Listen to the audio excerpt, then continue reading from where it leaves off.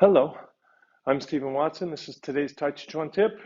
I'm here at Anytime Fitness in North Madison, Connecticut, and I appreciate you tuning in. I certainly appreciate you liking, subscribing, commenting, sharing, donating, and all the rest. Today's use of a Physioball is the Physioball on the wall.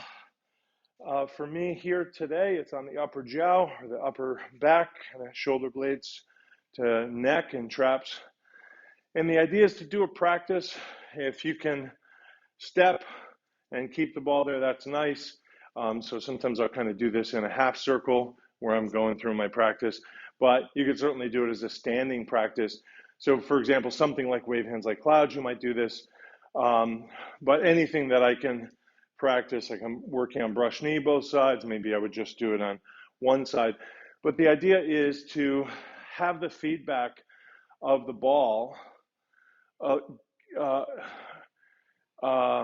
support your breathing in the three dimensions. And particularly here, I'm thinking about inhaling and having the back expand away from my front, right? Which would be pressure into the ball that I can feel. So that feedback lets me know if I'm breathing and expanding in my back. So I might do that on one side of the back where maybe I've detected an issue. I might do it on the lower back, the middle back, or the upper back.